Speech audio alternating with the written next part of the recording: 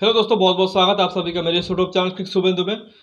तो एक कहावत है कि आप आपके आगाज़ से नहीं बल्कि अंजाम से जाने जाते हो कि किस तरह से आपने स्टार्ट किया उससे एक तरह से फ़र्क नहीं पड़ता है, बट आपने किस तरह से एंड किया तो उससे एक तरह से काफ़ी कुछ फ़र्क पड़ जाता है। और उसी का एक तरह से एग्जाम्पल दिया है न्यूजीलैंड क्रिकेट टीम ने। 4 मैच की T20 श्रृंखला थी जिसमें अगर आप देखो पहले 2 मैच में बहुत ही बुरी तरीके से हारे, वन साइडेड। और उसको देख के लगा कि यार न्यूजीलैंड की टीम इतनी तो बुरी नहीं है, बट इतनी ख़राब क्रिकेट क्यों खेल रही है, और वो भी इंग्लैंड के कंडीशन में जहाँ पे ऑलमोस्ट सिमिलर कंडीशन होती है न्यूजीलैंड की जैसी। बट जो बचे हुए 2 मैचेस थे यानी कि तीसरे और चौथे मैच में अगर आप देखो उन्होंने पलटवार किया है, और ऐसा पलटवार किया है कि 2-2 से सीरीज बराबर कर दी है। बहुत एक अच्छा उन्होंने मैच जीता है आखिर मैच में, और just like the third match उसी अंदाज में चौथा मैच भी जीता है। तो उस मैच के बारे में बात करेंगे। पहले 2 मैच में इंग्लैंड ने बेखौफ बैटिंग की, ज़बरदस्त बैटिंग कर रहे थे, बट बाद के 2 मैचेस में उनकी बैटिंग पे एक तरह से सवाल रहे हैं। थोड़ा सा स्पिन के खिलाफ जो उनका परफॉर्मेंस था वो एक तरह से डाउन हुआ। मिचेल सैंटनर हो या फिर शोडी हो, जो प्रीमियर स्पिनर है न्यूजीलैंड के, उन्होंने तंग किया इंग्लैंड के बल्लेबाजों। और उसी का एक तरीके से रिजल्ट था कि इंग्लैंड ने बहुत बड़ा स्कोर नहीं किया तीसरे मैच में भी और चौथे मैच में भी। यहाँ पर आप देखो फोर्थ मैच में उन्होंने 20 ओवर में 175 किए for the loss of 8 wickets. अब 175 कोई बहुत बड़ा टोटल नहीं होता है T20s में। स्पेशली अगर आप देखो इंग्लैंड के कंडीशन में ऐसा स्कोर एक तरह से चेज हो भी जाते हैं। आपको सिर्फ एक तरीके से सेंसिबल बैटिंग करनी पड़ती है 20 ओवर, और यहाँ पे न्यूजीलैंड ने वही चीज़ किया। और उसी का रिजल्ट अगर आप देखो 18वें ओवर में ही एक तरह से रन चेज कंप्लीट हो गया है, और सिर्फ 4 विकेट न्यूजीलैंड ने गंवाए हैं और 6 विकेट से मैच जीत गए हैं। तो मैं अगर आपको स्कोर कार्ड के बारे में बताऊं, देखिए सबसे पहले अगर इंग्लैंड की बात करें 175 उन्होंने किए थे 8 विकेट के नुकसान पे। और वहाँ पे जॉनी बेस्टो ने बहुत अच्छी पारी खेली थी। आई थिंक एक और पारी उन्होंने शायद दूसरे मैच में अच्छी खेली थी। तो इस मैच में अगर आप देखो 41 बॉल में 73 किए हैं, 5 चौके और 6 छक्के मारे हैं। लेकिन अगर बाकी बल्लेबाजों का एक तरह से स्कोर आप काउंट कर दे तो 79 बॉलों में 102 रन उन्होंने बनाए हैं। विल जैक्स का जो एक्सपेरिमेंटेशन जॉस बटलर ने किया था वो एक तरह से फेल ही रहा, क्योंकि विल जैक्स ने इंटेंट तो ज़रूर दिखाई बट बड़ी पारी नहीं खेल पाए। 16 रन किए हैं 15 बॉलों में, 2 चौके मारे। और आई गेस ये जो चारों मैचेस रहे हैं उसमें अगर आप देखो यही उनके 15-16 रन आए हैं। डेविड मलान भी अगर आप देखो 26 रन 21 बॉलों में 4 चौके मारे हैं।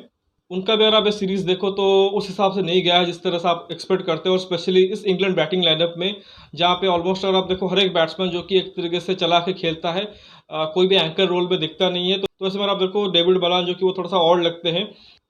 और इनफैक्ट अगर इस रोल में देखें तो शायद जो रूट भी खेल सकते थे। तो अगर आप जो रूट को भी देखो तो इंग्लैंड टीम ने उनको भी एक तरीके से इस टीम में कंसिडर नहीं किया है T20 टीम में काफ़ी टाइम से।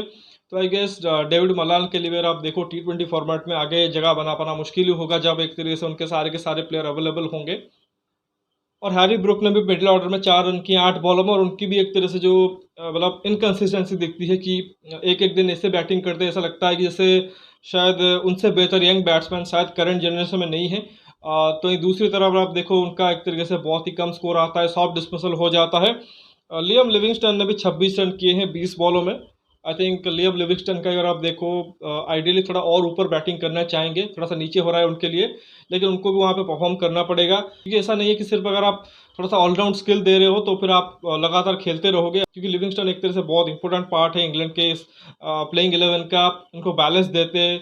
आई थिंक एक बहुत अच्छे हिटर हैं, साथ ही 2-3 ओवर भी दे देते हैं। तो ज़रूरी है वो अच्छा करे। जैसा कि कह रहा था कि थोड़ा और बेहतर होगा कि और उनको ऊपर बैटिंग मिले, बट इस टीम में अगर आप देखो शायद ऊपर बैटिंग उनको नहीं मिल पाएगी। तो उनको नंबर 5-6 पे आके ही अच्छा करना पड़ेगा, बट वो भी फेल रहे। बाकी मोइन अली के 1 रन है, सैम करन के 5 और रेयान अहमद जो कि खेल रहे थे 11 रन उनके हैं। तो एक तरह से बहुत अच्छी बैटिंग परफॉर्मेंस नहीं करेंगे, स्पेशली आफ्टर जॉनी बेस्टोस इनिंग्स। जिस तरह से उन्होंने स्टार्ट दिया था उसको एक तरह से किसी ने भी कैपिटलाइज नहीं किया। न्यूजीलैंड की बॉलिंग की बात करें तो पहले 2 मैच के बाद अगर देखो उन्होंने कमबैक किया है। मिचेल सैंटनर ने 3 आउट किए हैं और इस जोड़ी ने 2। जैसे कह रहा था जो उनके 2 प्रीमियर स्पिनर थे उन्होंने बहुत अच्छी गेंदबाजी की है। इसके अलावा रचिन रविंद्र एक और जो उनके लेफ्ट आर्म स्पिनर है उन्होंने भी 1 विकेट लिया है। 1 विकेट मैट हेनरी को भी मिला। एक काइल जेमिसन को छोड़ दी जिनको 2 में 35 पड़े हैं। बाकी गेंदबाजों ने फिर भी अगर आप देखो कंपैरेटिवली अच्छी बॉलिंग की है। जहाँ तक न्यूजीलैंड की रन चेज की बारी आई तो एक बार फिर से अगर आप देखो अच्छी स्टार्ट उनको मिली। इस मैच में अगर आप देखो डेवन कॉनवे को नहीं खिला रहे थे, तो साइफर्ट ने ओपन किया और 48 रन किए हैं 32 बॉलों में। फिन अलेल ने 6 बॉलों में 16 रन किए हैं। फिन अलेल अगर आप देखो अक्सर इसी अंदाज से खेलते हैं, मतलब उनसे आप कम ही देखोगे एक तरह से उन्होंने ज़्यादा बॉल खेली और कम रन बनाए हो।